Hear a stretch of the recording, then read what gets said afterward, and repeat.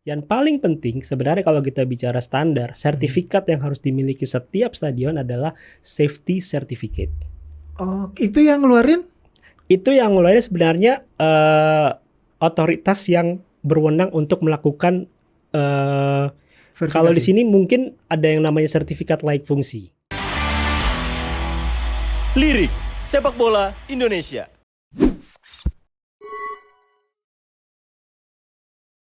Halo Scorer, jumpa lagi bersama saya Rasatnan. Kali ini masih dalam konten Lirik Sepak Bola Indonesia. Dan kali ini saya ditemani oleh mantan licensing manager PSSI, Bang Tigor Salamboboy. Apa kabar Bang? Baik. Kali ini kita mengundang Bang Tigor lagi. Ada yang pengen dibahas tentunya. Ini kan lagi ramai nih polemik tentang layak atau tidaknya stadion Jakarta International Stadium, JIS di Jakarta gitu, untuk laga FIFA Matchday gitu. Sebenarnya sebelum kita masuk ke situ, saya pengen tahu dulu nih Bang, emang standar stadion yang sesuai dengan FIFA itu seperti apa sih gitu? Ya, jadi sebenarnya tidak ada standar FIFA untuk stadion. FIFA punya standar itu untuk 3 hal. Yang pertama untuk lapangan permainan, ini maksudnya rumput yang digunakan, baik itu artificial maupun natural. Kemudian yang kedua bola, itu yang mendapatkan rekomendasi atau standar yang mereka miliki. Dan yang ketiga adalah teknologi. Teknologi di sini maksudnya adalah goal line technology, kemudian VAR. Kemudian ada juga EPTS yang dipakai pemain di balik bajunya untuk mengetahui performanya seperti apa dari pemain itu. Jadi sebenarnya tiga hal itu yang masuk dalam pengertian standarisasi dari FIFA. Jadi kalau kita bicara tentang infrastruktur atau stadium, belum pernah ada FIFA mengeluarkan sebuah statement atau sertifikat yang menyatakan bahwa ini adalah stadion standar FIFA. Oh, berarti salah kaprah dong kebanyakan orang ini. Karena kan sekarang ngomong apa-apa, ini udah sesuai standar FIFA nih. Pokoknya ya security-nya, kemudian safety-nya gitu. Nah itu apa sebenarnya yang kalau itu? Ya mungkin ini pemahaman banyak orang ya. Ini kan sama saja dengan banyak orang yang berpikiran kalau laws of the game itu adalah miliknya yang buat tuh FIFA. Padahal kan bukan. Itu kan IFAB kan. FIFA menjadi membernya IFAB. Tapi karena sepak bola dunia secara global itu identik dengan FIFA, maka aturan tertingginya adalah FIFA. Padahal dalam strata organisasi di sepak bola itu kan ada ya FIFA sebagai yang paling tinggi, kemudian ada konfederasi, kemudian ada federasi. Dan sebenarnya kalau kita bicara lebih detail lagi, semua regulasi atau guidelines yang dibuat itu tentang infrastruktur atau stadium itu untuk eventnya mereka. Nah, jadi UEFA punya regulations, infrastructure regulations itu untuk eventnya UEFA. Kemudian AFC punya stadium regulations itu untuk eventnya AFC. FIFA bahasanya bukan regulations, tapi recommendations atau guidelines. Nah, iya. Jadi bisa diikutin, bisa juga ada inovasi tersendiri dari masing-masing national federation-nya. Itu rekomendasi. Dan saat ini sebenarnya yang saya tahu PSSI sudah punya regulasi infrastruktur. Dan itu nanti akan relate dengan regulasi safety and security. Mungkin itu juga yang dipakai PSSI untuk ke JIS ini. Saya nggak tahu pasti ya, tapi saya pikir mereka bekerja sesuai dengan apa yang menjadi kebiasaan di FIFA, AFC, melakukan verifikasi dengan mengisi formulir kelengkapan requirements apa saja yang layak stadion ini bisa digunakan untuk level tertentu. Tuh. Kalau di UEFA kita kasih contoh, mereka punya 4 kategori. Kategori 1 sampai kategori 4. Kategori makin tinggi kategorinya, maka pembatasan atau requirements itu akan lebih ketat. Dan itu kita bisa pastikan final Liga Champions UEFA pasti stadionnya kategori 4 gitu. Oke, itu udah level yang paling tinggi. Level paling tinggi. Berarti sama aja kalau di sini untuk Liga Champions Asia. Ya, iya. Bisa jadi ya. Bisa jadi ya. Oh, nah ini kan banyak nih, banyak klub-klub ya. Ini kita taruh lagi lah. Sebelum ke JIS lagi nih, banyak klub-klub juga yang nggak lulus licensing AFC kan? Ya. AFC Club Licensing. Salah Ya. satunya masalah infrastruktur ini. Ya. Ini kebanyakan memang kita harusnya ada di grade berapa sih bang stadion-stadion kita ini? Kalau lihat dari yang fakta yang kita temuin di Indonesia, rata-rata grade kita tuh masih di grade belum sampai di level 4-nya UEFA lah. UEFA. Gitu kan. Ya, kalau itu ya. Itu pasti. Di AFC-nya kita di di grade AFC nggak punya grade. Oke. AFC nggak punya grade, tapi saya pikir hanya ada 3-5 stadion yang memang itu masuk ke kategori layak untuk digunakan, memenuhi requirements tadi, memenuhi guidelines yang memang diatur oleh FIFA maupun AFC itu sendiri. Oke. Nah, ini kita ke JIS. JIS masuk apa sebenarnya? Ya, tergantung siapa yang verifikasi. Kalau PSSI kemarin menyatakan bahwa tidak layak, berarti mereka juga punya alasan yang kuat. Pasti mereka juga bekerja tidak dengan sekali dua kali ke sana kemudian menyatakan itu tidak layak kan gitu. Pasti ada report juga yang mereka buat, mereka tulis di situ jelas. Karena kan kalau kita bicara verifikasi stadion itu nggak cukup 1 hari sebenarnya. Iya. Kita harus ngecek lapangannya, kemudian kita harus ngecek ruangan-ruangan yang ada di stadion, aksesnya, fasilitas mendukung, kemudian yang paling utama juga adalah lampu gitu. Jadi ada banyak aspek di dalam kita melakukan verifikasi yang itu pun butuh waktu untuk menyatakan apakah ini layak dengan catatan atau tidak layak. Gitu. Iya. Nah, nih kita kembali ke JIS lagi. Bang Tigor ada beberapa event di sana lah ya. Kemarin terakhir di JIS gitu. Apa sebenarnya catatan terhadap JIS ini gitu? Apakah memang benar sama dengan yang dipaparkan oleh PSSI bang gitu, berdasarkan mungkin temuan-temuan Bang Tigor selama mungkin penyelenggaraan event kemarin gitu, apa sih sebenarnya yang mungkin bisa jadi perbaikan sebenarnya harusnya ya, bisa jadi masukan untuk JIS, bukan menjustifikasi bahwa ini nggak layak sebenarnya, tapi memang butuh perbaikan sebenarnya, itu gimana bang? Iya, yang paling nyata kan kemarin dalam beberapa jam setelah launching terjadi insiden. Kan, pagar di tribun itu roboh. Itu pun menurut saya harus segera dilihat apa penyebabnya, karena ini bisa saja berpengaruh terhadap struktur bangunan yang lainnya, karena ini kan belum pernah digunakan untuk event yang besar ya gitu.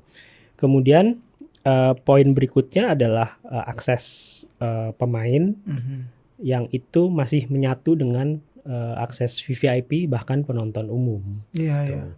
Dan kita kemarin mendatangkan tim dari Eropa pun mereka ya mau nggak mau memang harus melakukan hal itu gitu. Tapi mereka harus naik lift, mereka harus naik tangga, dan dari sisi tadi balik ke safety dan security-nya itu kan nggak bisa nih hanya regulasi si stadionnya aja, harus mengikat juga kepada safety dan security.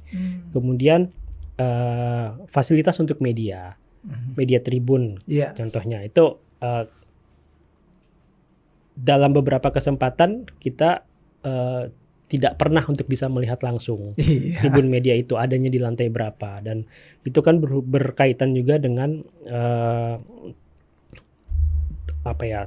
katakan tempat kerjanya untuk media kan harus dibuat senyaman mungkin, view-nya ke lapangan juga. Betul. Kemudian akses pendukungnya apakah ada untuk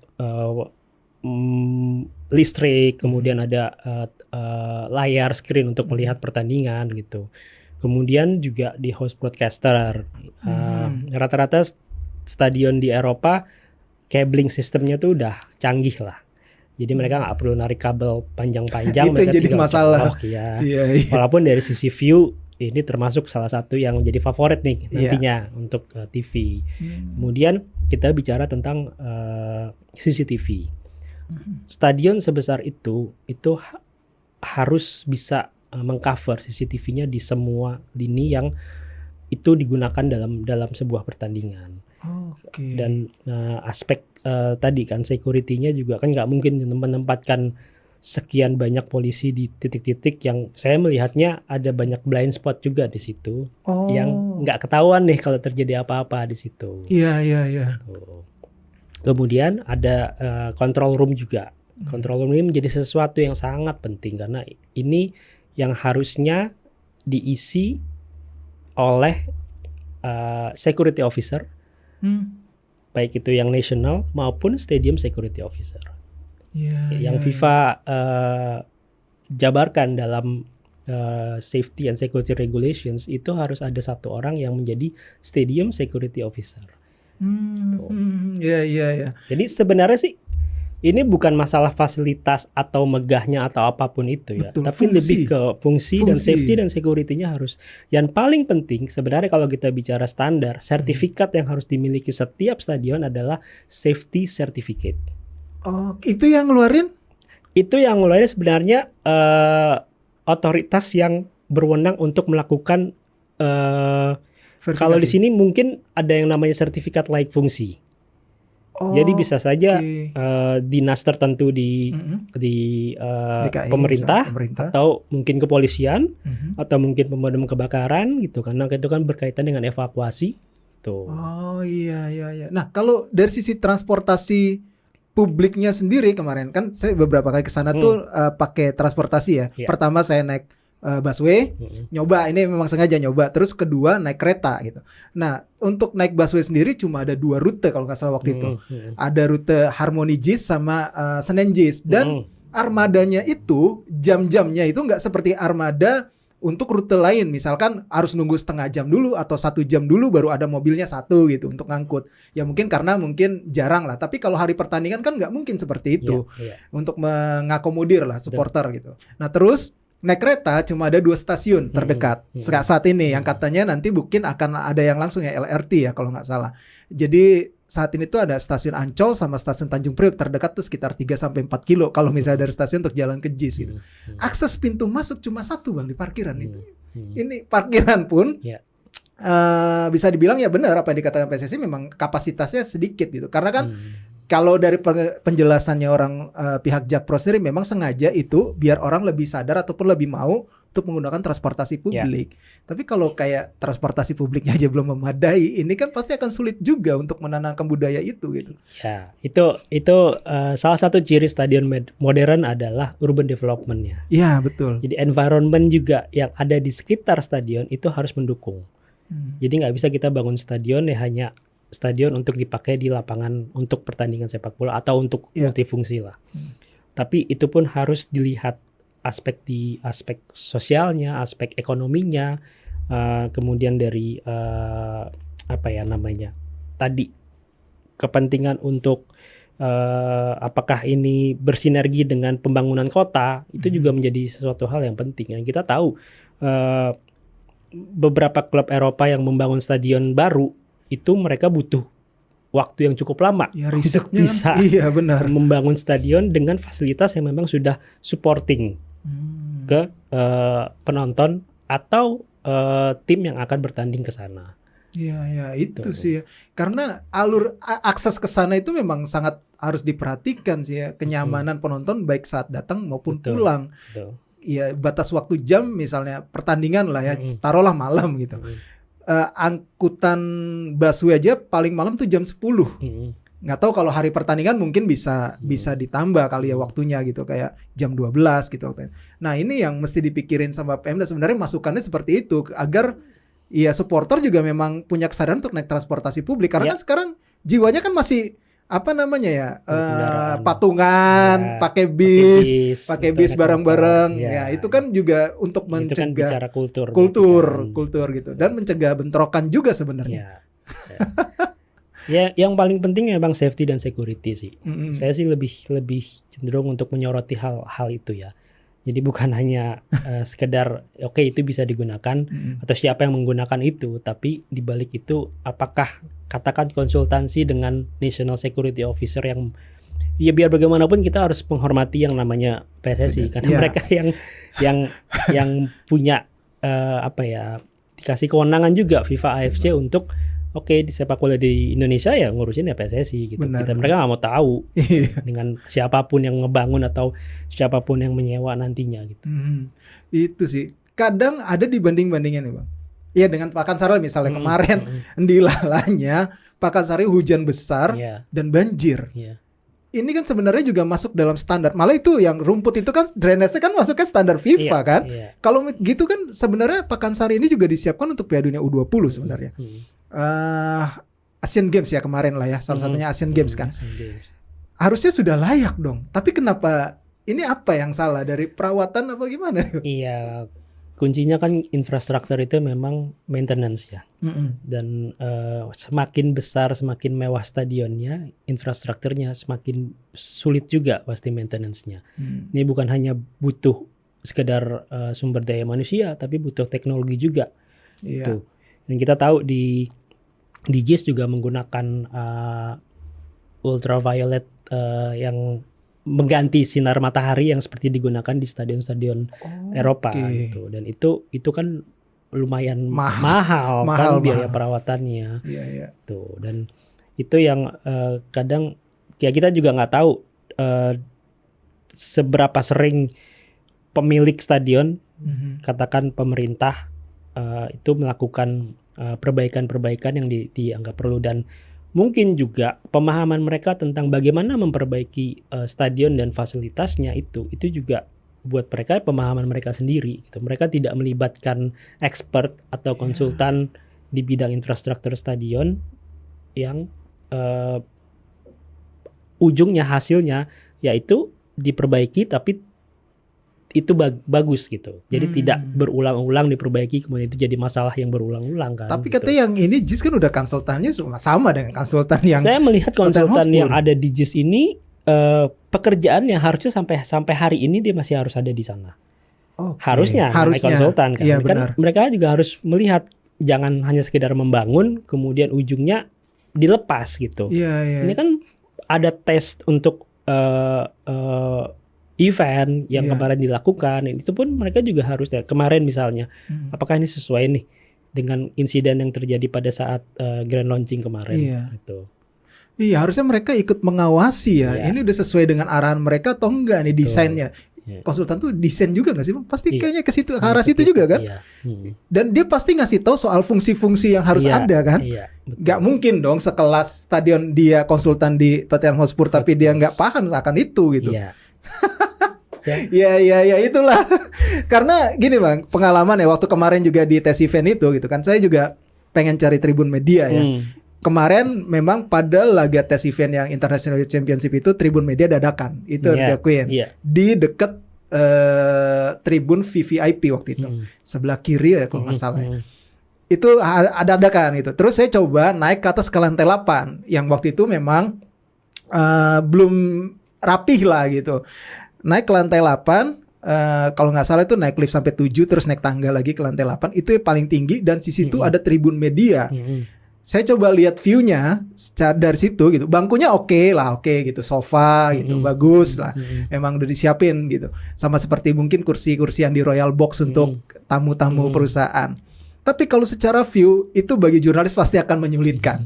Kalau nggak ada monitor untuk bisa kita lebih jelas lagi melihat situasi di lapangan ya, terutama nomor punggung lah atau nanti yang ternak kartu atau situasi apalah gitu di lapangan yang bisa kita lihat lebih real, lebih dekat, dan itu tidak akan kelihatan karena kita ngeliat seperti ya kecil gitu. Itu bakal butuh waktu lumayan lama tuh untuk sampai ke ruang preskon ya. Pasti lama. Nah itu juga kritiknya karena kalau kita di paling atas belum lagi ngantri liftnya, pasti dengan penonton itu makan waktu karena liftnya kan cuma 1 atau 2 Iya 2 gitu. Nah itu yang akan menyulitkan juga bagi media sebenarnya. Nah ini yang mungkin bisa menjadi bahan masukan juga harusnya bagi JIS kalau pengen ada perbaikan gitu.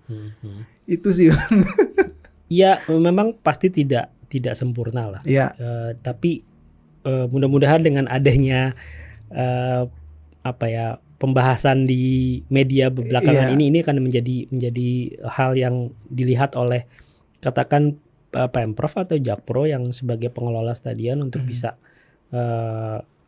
perbaikannya memang dilakukan untuk memenuhi standar yang yang diperlukan tadi. Iya, karena kan ini memang diperuntukkan untuk pertandingan sepak bola, nggak cuma konser. Intinya kan itu sebenarnya stadion itu ada untuk pertandingan sepak bola gitu ya. Kita harapin juga ya memang bisa dipakai sesuai dengan untuk pertandingan sepak bola.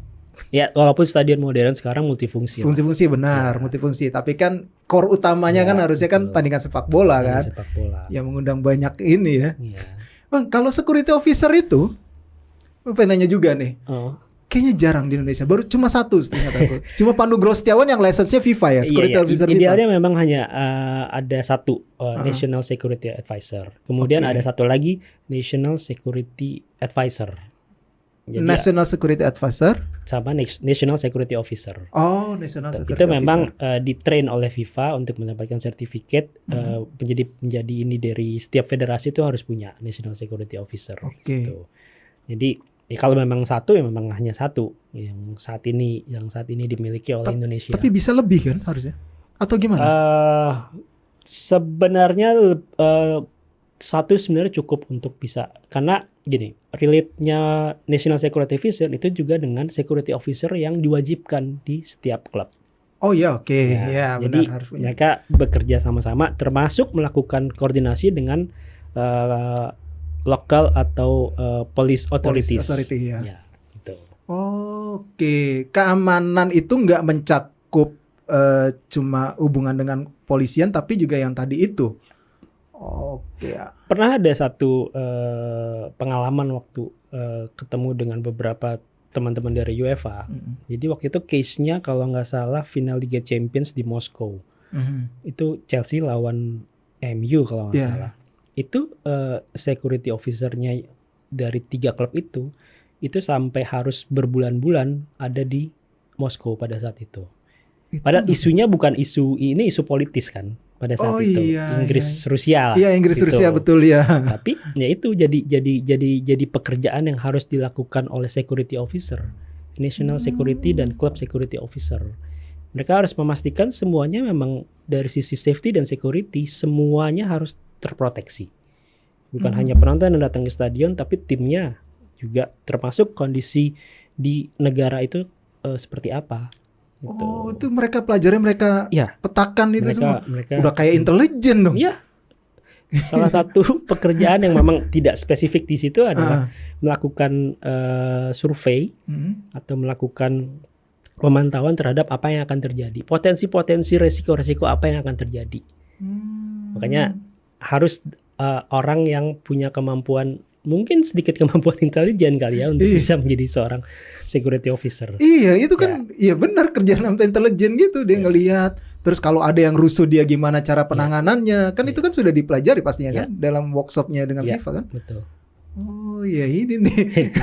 Sebenarnya kita butuh ya, kalau ya tadi Bang Tigor ya itu security officer klub itu ya yang harusnya dimaksimalkan, karena kan pertandingan kompetisi atau liga yang rutin dilakukan kan, dan masing-masing daerah, masing-masing klub pasti punya kesulitan sendiri-sendiri untuk penanganan security-nya gitu. Iya benar-benar.